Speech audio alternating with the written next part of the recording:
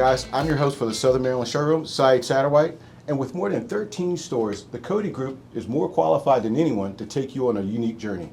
I love the automotive business, but what I don't like about it is the lack of transparency. So what we're doing with our podcast is we're going to bring you in, show you some of the behind the scenes, lift the veil, and give the general public a better understanding of what's going on. So that if you guys are ready, sit back and enjoy the ride, and welcome to the showroom. All right, guys, welcome back to episode 2 of the Southern Maryland Showroom. This is our second episode. First episode went off pretty well. We want to thank everyone who participated and watched. It's still out there, so if you haven't watched it, go out there, like and comment. But this is episode 2, and we're feeding off those comments, so we appreciate everyone. We're sitting here with 2 salesmen. Again, we got 2 great salesmen. We got Rob Dent, we got Randy Pyatt. Rob representing Chevy, Randy representing Ford. And today, you guys know we live in Southern Maryland. Southern Maryland, I would say, is probably one of the truck capitals of Maryland, right? We're at the lowest end of the southernmost point, so we see trucks all the time. Rob, you've been in the business 10 years, right? You sell Silverados, you've seen Avalanches, you've seen all kinds of Chevy products. We're going to talk about the Silverado versus the F-150 today, right? So, Rob, tell me a little bit about what your customers tell you about. Tell me what your customers say about the F-150. Well, typically when they come in and talk about the F-150, the first thing they tell us is Ford is giving us a bigger discount. Okay.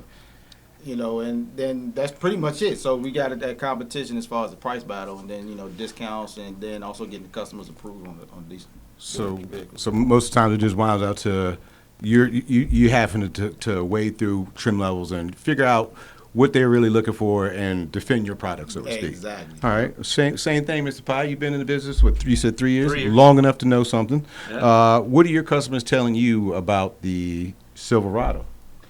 Or do they say much about it, or they get wild with the discounts?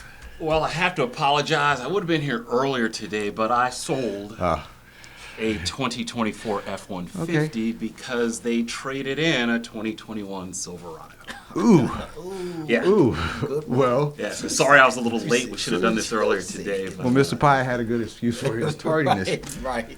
Well, let me ask you another question, Mr. Dent. And we're going to flip that question, right? Same question, but what are they saying to you about what is the main driving force that you feel people choose the Silverado, right? Because, again, I see a lot of those cars. I see a lot of both out here, right? So I got a good group here. We see a lot of both. What are they saying positive about the Silverado?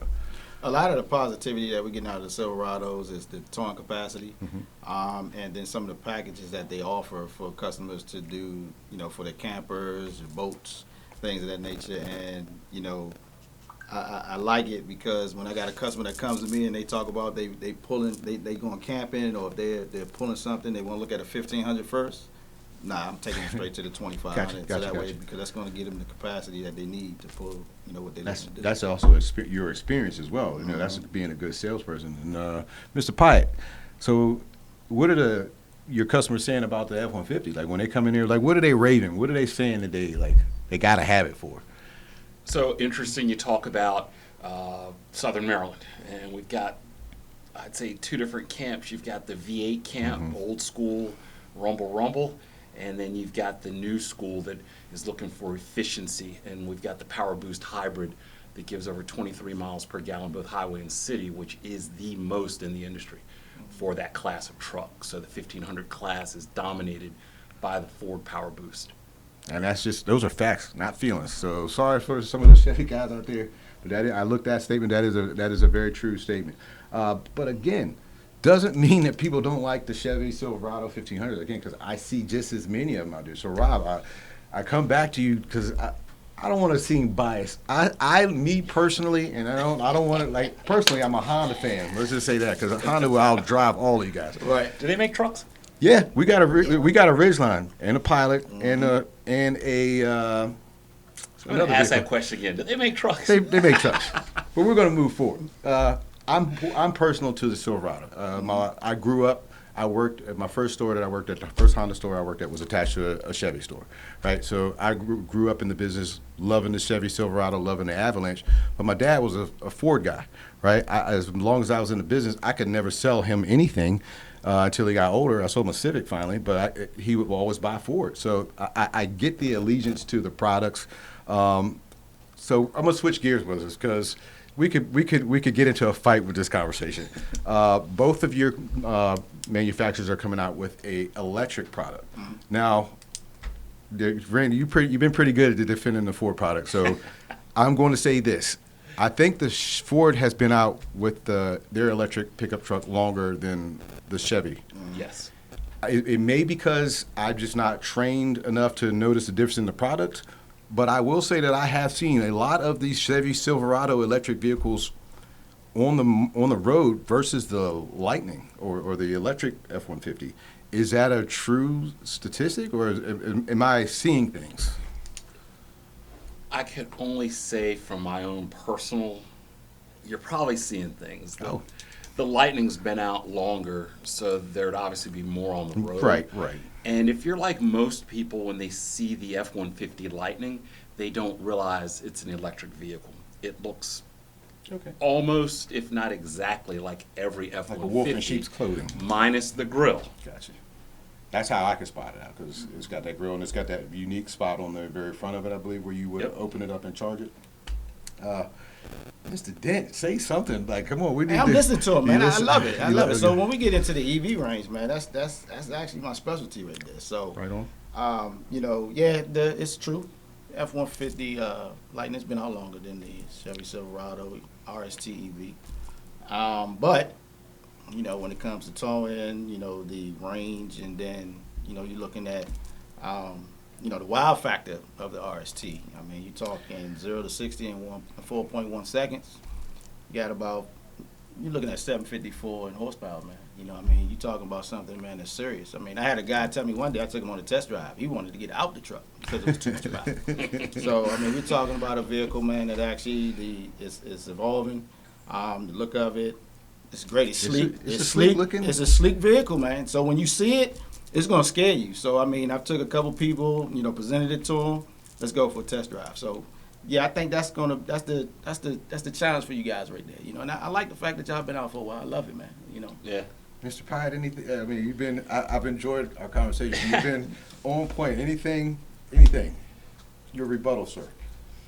I mean, at the end of the day, trucks are trucks. Absolutely. They're built to haul, but 2024 and forward, the truck is becoming more of a family vehicle.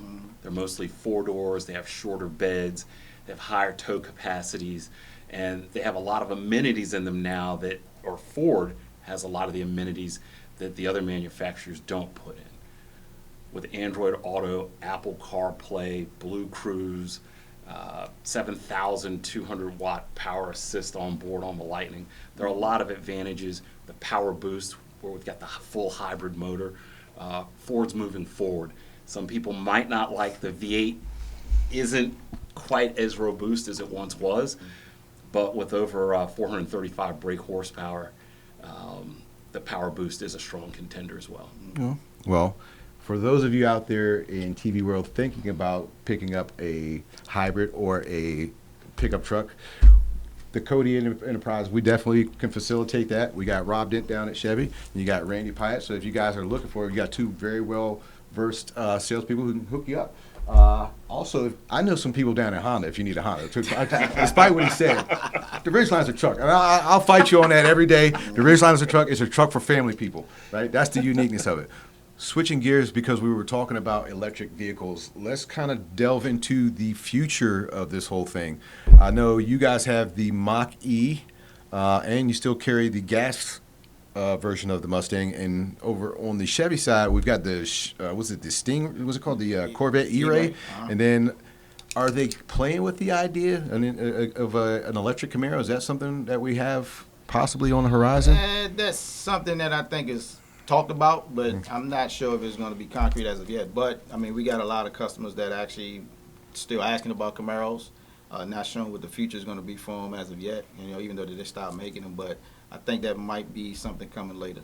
And your experience with the Corvette E-Ray, please enlighten us on that, because I know some people are terrified that Chevy will get rid of I can never see them getting rid of a V8 Corvette. I can never see that not being a staple or in the paddock with Chevy. The E-Ray right now, and with the Corvettes themselves, only had 2 on the lot, but that's something that people are very intrigued about. I mean, you got the electric side and then the gas side of it. So it's going to give you the best of both worlds.